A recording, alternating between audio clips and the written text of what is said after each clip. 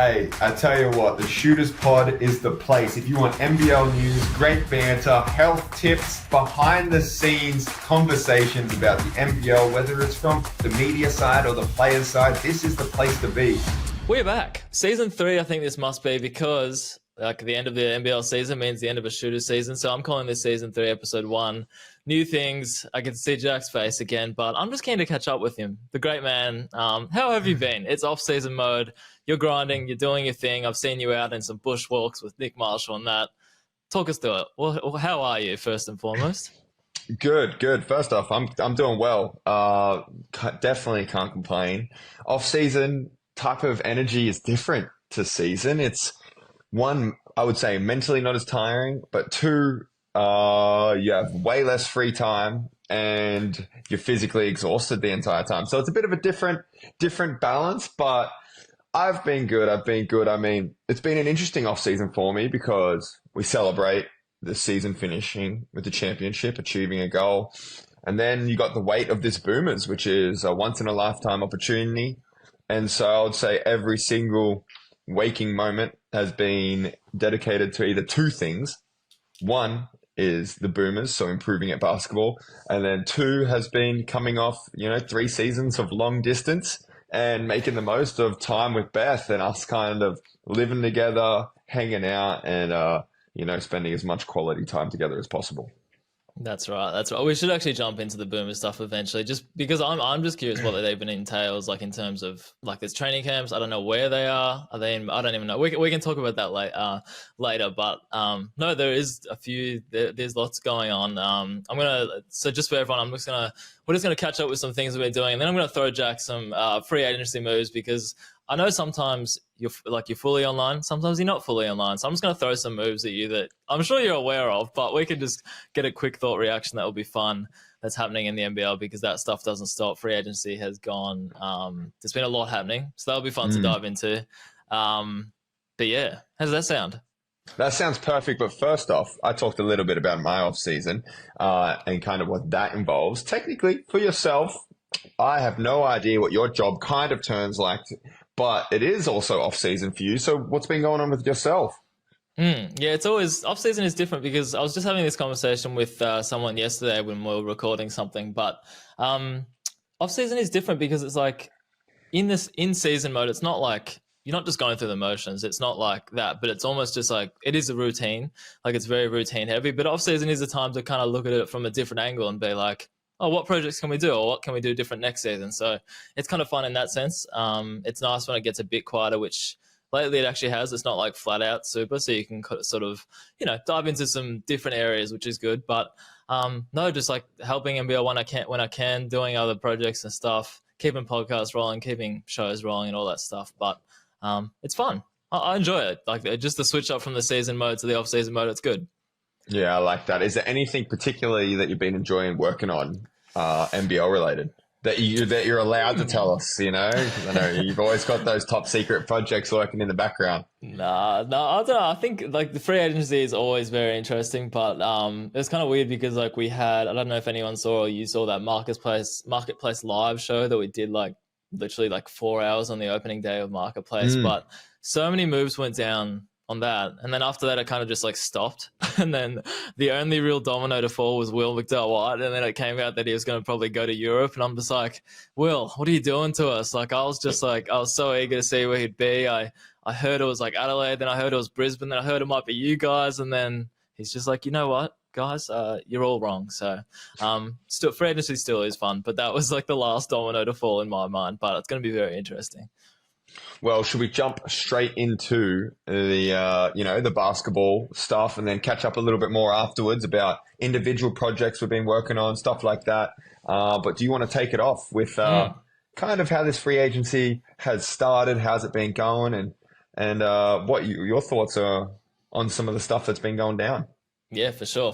We can do that. So I it's funny, like it's all this stuff is always funny because it's so early days, but then like teams start to just take shape and everything starts to happen. And Sydney have always been the one, but I'm just going to throw some moves at you and you got to give me your reaction. But first one, Jack McVeigh back to Tassie. That's pretty cool, hey? Not back to Tassie, re-signed, I should say, extra years.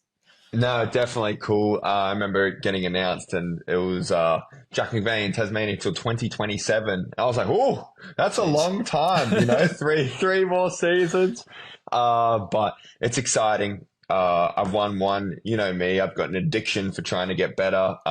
What's next? Some say it might be healthy. Some say it's not. Anyway, I'm happy and having a good time. But now it's trying to chase that dynasty, build what Perth's done. Can we go back to back like the Sydney Kings? What is the Jackies capable of, and where can I help lead that club and organization? So I'm excited to be back. I'm looking forward to it. I bought the house down there. I love it, and we'll see how it goes. It's your home. It's your home. It is funny when you look at it like 2027 though. You're like, damn, that's I can do a lot of things in those times, or we can do a lot of things in those in Yeah. that time. So it's exciting. Sobes to Phoenix. What do you make of Mm. that? Well, I like. There's definitely, I feel, been a few teams that have made some power moves. Sobes to Phoenix is a very interesting one. I hear.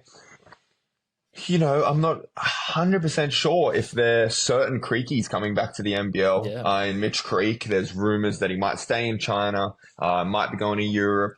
A lot of hearsay there say, not 100% sure how's it going down, but it is rare that you see two Aussies kind of leading the front of the attack, and Sobes and Creek would be a crazy duo to guard. It's always nice to see someone kind of go to a new club. Obviously, if people were following the NBL news, it was a little bit of an ugly breakup. Emotions were high, words were fired, and that's always tough. You never want to leave a club like that. But it sounds like, from what I've heard, both have gone in different directions. Brisbane Bullets, Nathan Sobey, and he's a Melbourne boy, if I'm correct, Vic Country. So he'll be kind of closer to where he's from, and I'm sure he's going to go there and get some buckets and do what he does.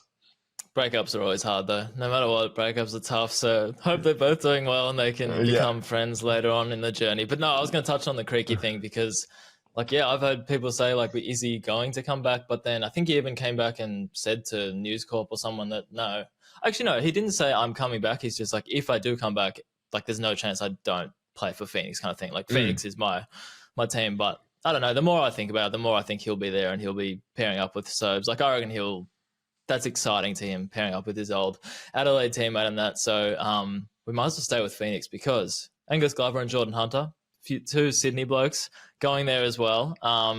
Shout out to Angus Glover and his partner Kira. They listen to the show, so I hope you're doing well. Hope you're enjoying Phoenix and Mm. Southeast Melbourne. But learned that.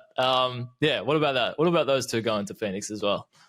Well, the first one is, I definitely think Glover had some tough moments in terms of, he was kind of forced to play the four spot in a lot of stints for the Sydney Kings. And so he'd come on as a four man, and they were always super, super guard heavy. And Glover always managed to find a way onto the court because he affects winning. He plays hard, he hits shots, he's a pest defensively, he rebounds really well for his size. And so he's forced the coaches to play him so much that they've put him in the four spot. But for me, it's exciting to see, like, hey, like, how's he going to go at the one, at the two, at the three, where he's got that athleticism, can overwhelm some Aussies, and that's exciting. And then good friend Geordie Hunter, I mean, he's a beast. We've known for a while now that he's shown glimpses of, being a starting five man on really, really good teams. He can shoot the ball, he's athletic. So I like those two signings a lot. I mean, for me, nailing the Aussies is important. Like, if you can build a core of Aussies that stay at a place, that last a while, that are winners, then that goes a long way in building a winning program. You look at the history of all programs where people have won, they've had continued success. There's always a group of core Aussies that push that culture forward, that are winners, that are good basketball players, and I think they signed two that if they get that flowing, they can stay there for a while and affect some winning. Yeah, I mean, their Aussie talent that they're putting onto that roster is like really obviously top tier. But then it's just like, what can they do with the imports? Which is exciting because they kind of need to nail those imports to like, Mm. get to where they want to get to. But and it's also the whole thing of like everyone thinks of Angus Glover and the championships, like how good the high times in Sydney will be. But there's been low times, and I think he's touched on that as well.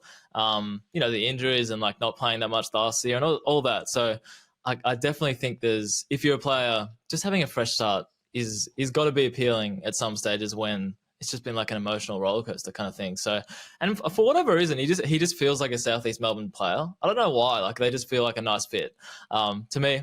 Anyway, I hope that goes well for him. But this one I really liked. Parker Jackson Cartwright coming back to New Zealand. I think we spoke about Will McDowell-White earlier. He says he basically is going to try to go to Europe and do this thing over there. So best of luck to him. But it kind of made me wonder if we'd almost see a better version of Parker Jackson Cartwright, which I don't really know how that's possible because he was basically like an MVP candidate the whole time. And towards the end, he was killing it as well. But it kind of got me excited to watch him again. And the fact that someone like that is coming back is super cool. So I really like that signing. But what did you think? Well, I want to touch on something you just said first off about the Glover situation. And sometimes just a fresh start can't be understated. I was talking to Nick Marshall the other night about how hard it can be in the NBL to make a jump up at the same place. So rarely does a DP go from being a DP at a program to being a guy that plays at a program. And then rarely does that guy that plays those like 5 to 10 minutes at a program jump up to being a starter at the same program. A lot of times that happens through a change of team, a new set of eyes, people that view you differently or what you're capable of. So a lot of the times someone that is developing, is getting better, can get stuck in a certain routine, a certain spot in a club, and then make that change. A new coach that believes in them, that happens a lot. Not always, but a lot of the time. The PJC signing was definitely one that I saw and was like, damn, I was hoping his ass was going to leave because he's a very good basketball player. I would say there's two guys in the past season in the NBL that change scout. Maybe three. We'll put Creaky in there, but PJC and Cotton changes your whole defensive schemes. The way you guard them, the way you approach the game, how you talk about them. You're mixing up defensive rotations, and so he's one of those players that you've got to scout for. The whole scout's talking about him. He is a beast, and it will be fun to see him on a team that hopefully can stay healthy. The pieces around him this year. Does he talk to you much out there as an opponent, or is that just the vibes he gives off at the last few games where he was like drawing at the commentators and talking to a few other people? Does he actually talk much, or is that just my recency bias and a few memories only?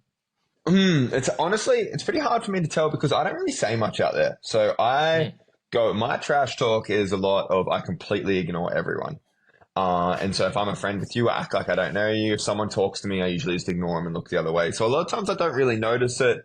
I know he'd be bringing some good energy, but I don't think he talks too crazy.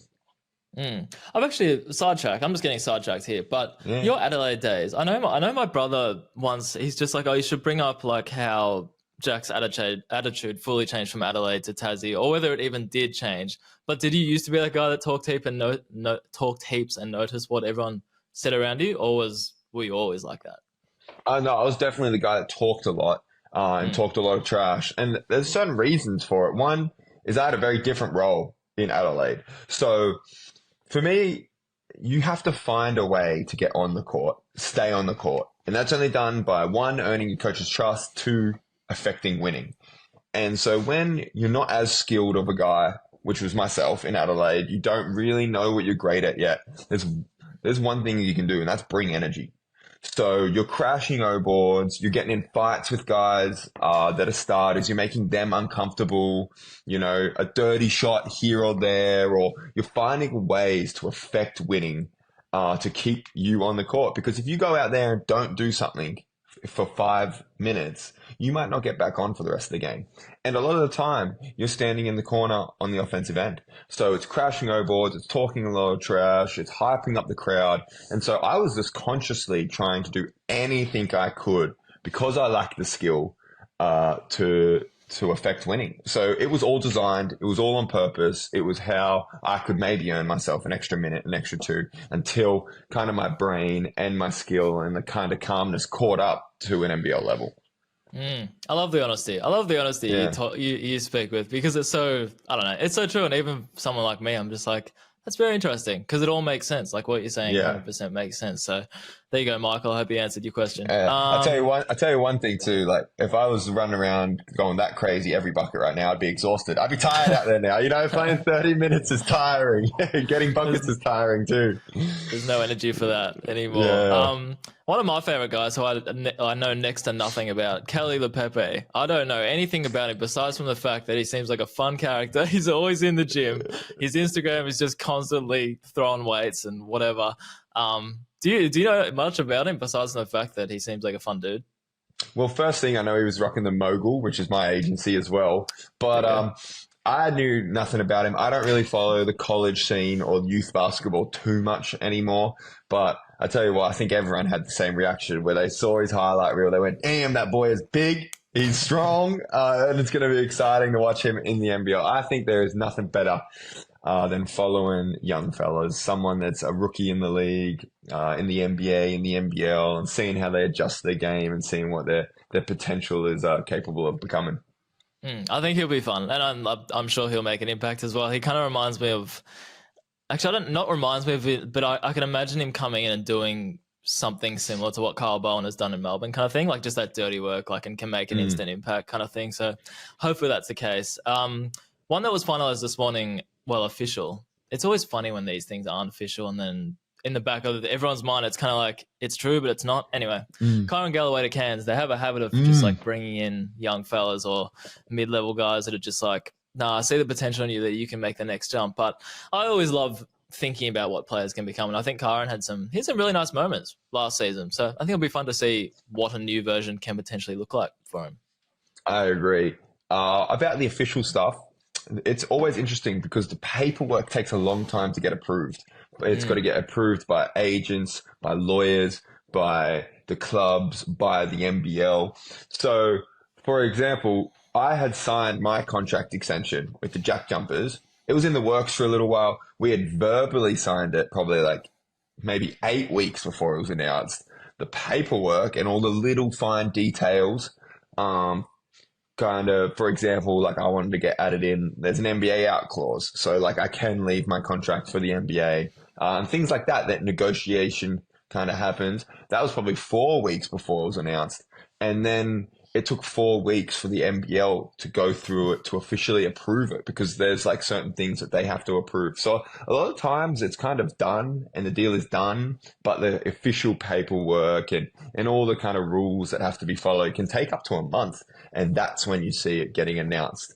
For example, the Kyron Galloway we've known for a while, but it gets announced today. Do you actually like, do you almost get confused sometimes what is public? Like if anyone ever is talking to you, and then you're kind of just like, you might reference being there until 2027. And then like, surely there's times where you actually get confused what is out there or what I should say. A lot of times they're pretty strict about it.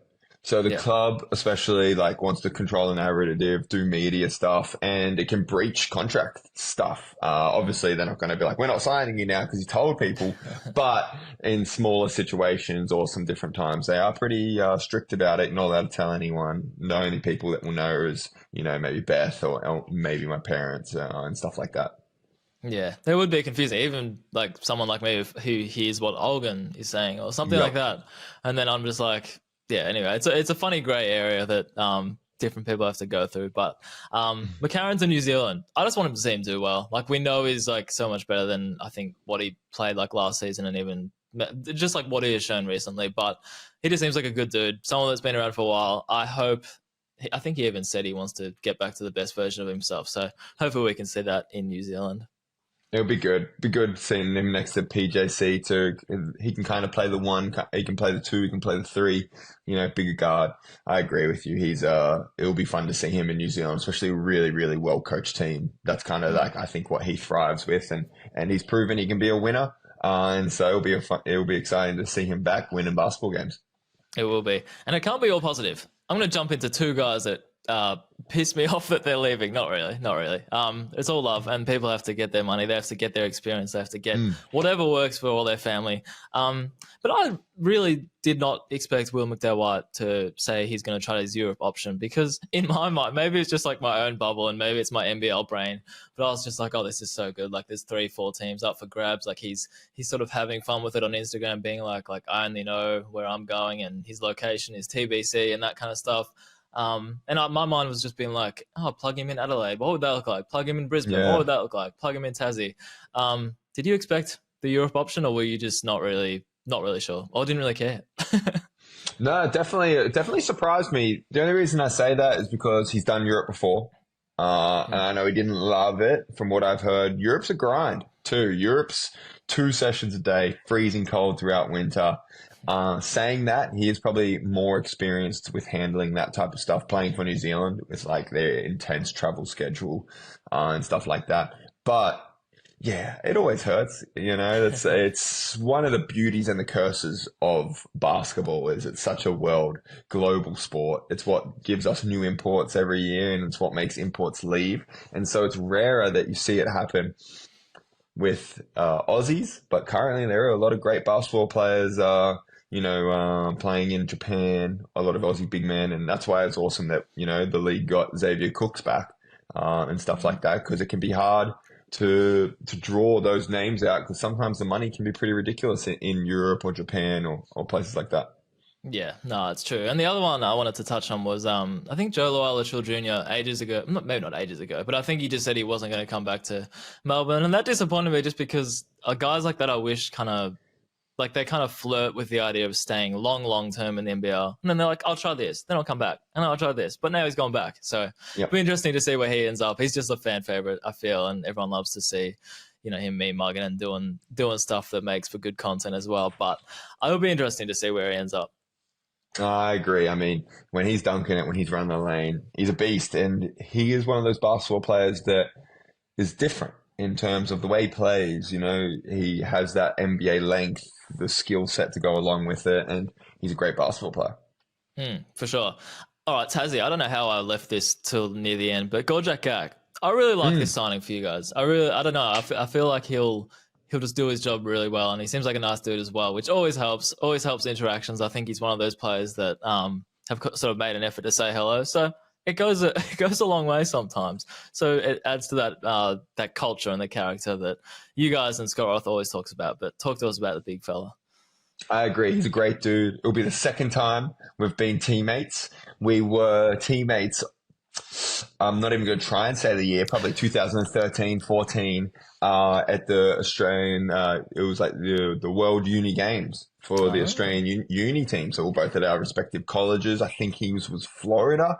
And so we teamed up for 2 weeks. That team also had the other likes of Cooks, Reese Vague, Geordie Hunter. So there was a lot of dudes on it. DJ, myself, and Matt Kenyon. So it was a good group of dudes. And so I know firsthand he's awesome. I'm currently actually working out with his younger brother, AK.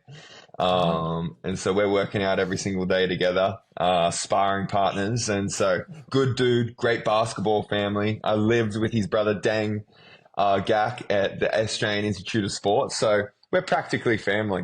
Wow, okay, I didn't know that. That's pretty cool. You've got connections within the whole fam. What about AK? Like, what's the difference between, I don't know, even their manner on the court, like Gorjak and AK, or their personality off it? Give us some differences between those two, just for my own interest. It's been a while, so I can't say it, but they're all they're all laid back, chilled, good people, having a laugh. That's it for sure. They're always happy to be around. Happy-go-lucky people is what I would say. And then when they're out on the court, they all are great teammates. They all play hard. And then they're all athletes. That they are.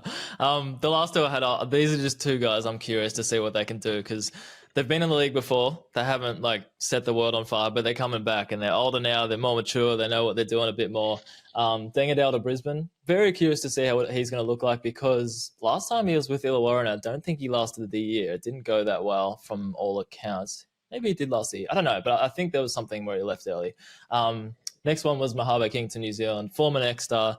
I really like that he's coming back. Like clearly he's tried I think he's been with Indiana Pacers, Summer League, G League, that type of stuff. Come back, go to Modi Mayor there. I reckon he'll be good for them. But those are two names that I'm kind of just keen to see what they can do, really. I'm with you. I mean, King's an exciting one. Just to see a young fella go through the Next Star program, chase dreams, come back. He's going to play for a really, really good coach that's already shown he can get the best out of good athletes and young fellas. And King's still very young, where he's still got a lot to learn and his potential's still sky high. And then Dangadell, your memory's on the money. Didn't last the season. He cooked me one game crazy though, when we were in the bubble. So he might have given me like a nice little 28 piece or something. So, he still had some good games and it didn't work out, but it's exciting to see him back in the NBL. He's been, in and out of the NBA, playing in Europe and has had a great career so far. Yeah, for sure. I'm going to finish this little segment with, can you give us any Tassie, Goss? Is there anything on the scene? Is there anything you want to talk to us about your team? I'd be remiss if I did not say a single thing. And the fans are probably just being like, well, can you talk to us about your roster? But I got nothing. So yeah, well, there is no real Tassie, Goss, because all the Aussie spots are locked down. They're done. And then import signings never get done early. You'll see a lot of movement in the you'll see a lot of movement in the Aussie space with Aussie signing, but European basketball is still going right now. So imports are still currently playing, so they're not signing deals. Then a lot of people wait for the summer league. So a lot of coaches will watch the summer league. A lot of coaches will see where place is going. And then right now, the NBL is a place where we're competing with those EuroLeague teams, those Eurocup teams for players. Maybe not financially, but as a place of quality of living, people trying to get back into the NBA. The NBL competes. So import signings are always going to be done late in the NBL. That's just the nature of the beast. And most teams will have to wait until after that kind of a late June, early July summer league before coaches even start looking at imports. Yeah, it's true. Look, I tried Tassie fans, but we just have to wait. We have to be patient. We'll get something eventually. Very good. There's lots happening, and there's going to be more that's happened and stuff. But it's exciting. It's always exciting to watch these stuff. I got some random content shout outs, unless there's any more free agency news you want to talk about. One that we didn't manage to talk about today. It was officially announced maybe today or yesterday. And that's Bull Qual, one of this pod's favorite players, 3-year deal to the Sydney Kings. And I think that's a big time signing. Him and Xavier Cooks. I always say there's not many great Aussie athletes in terms of their ability to move, jump, and be lateral, and to put two of maybe the best in the NBL on the same team, and then you'll be able to surround it by 3 import athletes that might be able to cause some problems this year. So shout out to Shooters Pod favorite Bull Qual, 3-year deal in Sydney Kings. He is. It's the Sydney have been I feel like Sydney have done everything. Like they've got the amount of college kids they've signed, like the latest one, I don't even know. I actually don't even know his name yet. I haven't even dived in. Yeah, 7-footer, big fella. But and that Tyler Robertson guy as well. Not too sure. But I'm always excited when new names come to the league, whether it's imports or college kids that you can kind of dive into and see what they can do. But with Gorge up top, I almost said Gorjak Gak again, but Gorge up top. And then he's bringing in like coaches he's had before. And I don't know, it feels like they're going to do very well already. And who doesn't love an early prediction? Because Sydney, they must be up there surely already. Why not? We're talking early predictions. I like it. Hey. Let the champs just enjoy it for a little while. And then we'll start talking about those early predictions shortly. The disrespect. No, it's true. You're the champs until you get knocked off. But no, random content stuff from NBL guys. I've enjoyed just a few people that have popped up with more. Maybe it's the off-season time, so they're like, I'm going to dive into a different passion. But Isaac White, YouTube channel, he's been quite active on that. I've enjoyed that, just like workouts, questions, routines. He seems like he has fun with it, which is cool. And then 2 Instagram ones, Sam McDaniel, kind of like more self-development stuff. I'm sure it's definitely in the space you're keen into as well. And then Ruben Tarangi, more like, it's kind of like film review or just like quickly like explaining actions and stuff, but super cool. I like seeing that stuff, and they seem like they're good filmers and editors. I don't know if they edit it themselves, but they're good. So shout out to you guys. Yeah, I like the Ruben Terengi one particularly. He's going into more in-depth basketball, like kind Mm. of, yeah, moves, not like skill moves, but basketball knowledge moves. So if you're a basketball junkie and want to learn a couple things, Ruben Terengi is the guy for that. But I appreciate those shouts. But we've got some Darren news too. I've heard you've been working out. You've had some things going. Business coach currently. Talk a little bit about that for me. I love you saying that that's working out because I literally did one session of F45, which is just like a 45-minute Mm. exercise routine. But Rani from work, she did it, and she was just like, she kept coming into work, and I'm like, how is it? She's like, no, it's going really well. So I did a 7-day free trial with them. Did my first session Sunday morning, and I'm still hurting. I'm still sore. I'm literally limping around the house. So I don't even think it was that bad. I was just like, oh yeah, Yeah. that was all right. Like I clearly struggled a bit because it was like a strength routine, and if you look at me, Yep. strength is not my forte. So I was going for the low weights, and I was going for anything easy compared to a lot of other people. But I got through it. It was a struggle towards the end, but I Mm. didn't realize how much pain I'd be in the coming days. But that's all right. It was fun. I'm glad I did it. I'm glad I did it. Yep, pain and suffering. Some would Mm. say, is that life, you know? But I bet you'll feel better after getting a couple of workouts in. But that first workout, if you haven't been doing it consistently, can make or break a man. It can throw you off. And I will Yeah. say the most daunting thing with those things, for someone like me, I'm not the most extroverted dude, but I Mm. would say the most daunting thing is also always just rocking up in the first place. Like once you're in the doors and once you kind of half know what you're doing, it's kind of fun. Yep. But it's good to challenge yourself with, even if it feels like a small thing with that. But yeah, I'm glad I did it, and I'll go back tomorrow morning, so I'll report back. Nice. Well, I feel you Done. on that one. I did something a little new the other day, which was some Brazilian jiu-jitsu, trying to learn how to Just wrestle, you know? okay. So I went in, I was nervous. It was like me and one of my good friends did like a one-on-one with the coach, but I was stressed, you know, like first time doing some kind of combat sports. I mean, I did Taekwondo when I was like 10, but that doesn't count. And so we were wrestling. So I've been doing my wrestling this off season, but it was the same thing. Like, I was nervous. I was scared. Like, you know, like, what are they going to think? Is it going to be some big, like, tough, strong dude that's, you know, I'm some big, soft wimp. But the second it started, the second I got in there, it was awesome. Damn, don't injure yourself. I don't know what that involves, but that seems like a lot of, I don't know, rolling around on the floor. And anyway, are you going to stick? Are you going to do it again? Yeah, I'm probably going to try and add it in my routine, like a weekly little wrestling class. And you're on the money. It's a lot of rolling each other, like rolling around on the floor and trying to hurt each other. I like it. I like it. Actually, I did karate when I was around 10 as well. Not taekwondo, but similar. I remember those Yeah. days. It got to the point that the only thing I ever looked forward to week was like the game beforehand, like poison ball. And then Mm. once the actual class started, me and my brother hated it. I'm like, it's time Yeah. to leave this karate. There you But go. yes, one up your alley. Me and my brother for Two Times Creative have invested in a business coach. I know you love that side of things, so yeah, I think it's kind of cool because Michael, he does full time on Two Times Creative, and Yep. like none of us really know business that much. So I Mm. really like that he's gone from the jump of this sort of full time freelance stuff. Is just like, you know what, I don't know business, so I'm gonna invest in someone that does. So I really like that he did that, and I'm trying to join in as many classes and lessons as I can, and it seems really cool so far. So it's kind of cool when you go down these adventures and just try different things.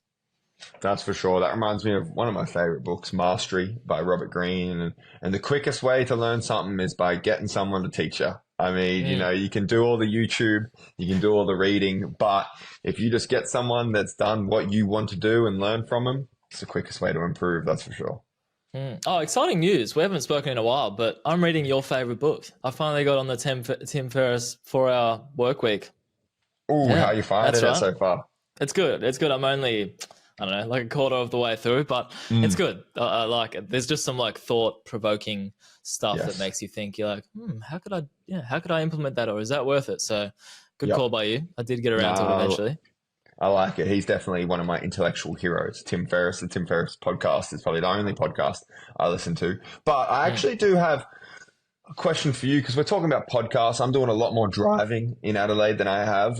You know, I'll be probably driving 2 hours a day, and I can't really find any basketball mindset podcasts, kind of stuff that helps. Mm. You know, because you got the player ones that were similar to what we do, but nothing really just breaking down how to get better. There's a few trainer ones, but not really, and you know, it's Mm. interesting stuff. Okay. Yeah, interesting. I don't really. I think I don't know if I talked to you this about, but the LeBron and JJ Redick one where they literally go full film heavy. I don't know if that's something Yeah. you're into, but I literally haven't tried that because I feel like you have to be in the right mindset to do that. But no, it's an interesting one. Most of the ones I listen to is just like the player ones and then people talking about the game and summarizing what happened in the playoffs. The playoffs are going crazy right now. It's been very cool to watch that stuff. So have you actually watched more? I know you don't watch heaps, but is playoffs the time where you just like, I'll flick that thing on? So pretty much like the 2 weeks post our finals and stuff, I was watching every single game. But then right now I'm back in training mode, so I just don't have time. Like I'm training from 7 a.m. to 7 p.m. like every day. So there's just no real time. If I have a 40-minute break in the day, I'm probably napping for 30 or eating for 30 in it. So right now my kind of Monday through Fridays are booked out, and then I'm working out Saturday mornings, going to watch Beth, and then working out Sunday mornings too. So not a lot of time right now to sit down and watch it, but I'll be following it, and I'm pretty sad that I haven't. I'll be trying to watch, like, I'll be watching the play-by-plays later at night. I'm pretty sad. You sound like the off season sounds like harder work than the in season. It is. Let's close this thing out with, I just wanted to know more about the Boomer stuff. How does that actually work from here? Like what do the training camps look like? Where are they? What is the schedule with that stuff? It's a good question, and I have absolutely no idea about absolutely anything. I'm sitting back, waiting. I'm pretty sure the 22 is going to get cut again before the camp, but I'm not 100% sure. I think it's late June, early July, but I'm not entirely sure. The NBL posted something about a game on the 22nd, which I hadn't heard anything about, which is the day of my wedding. So I'm kind of just sitting around waiting with absolutely no idea if I'm in it, if I'm not, what the moves are, but I can promise you I'm training like I'm in it. And that's about as much news as I've got about the Boomers. Okay, well, thanks for that incredible. You know how I said you're good being honest and showing that insight earlier in the episode? Well, I guess you were honest, but that's great. Yeah, you know, no just insight. as much as I do. No insight from me, just straight honesty. Love it. Well, that's all I've got. Thanks for tuning in. I like season 3. It's cool that we've got this far, so let's just keep going, hey? Season 3, and this thing is not stopping anytime soon.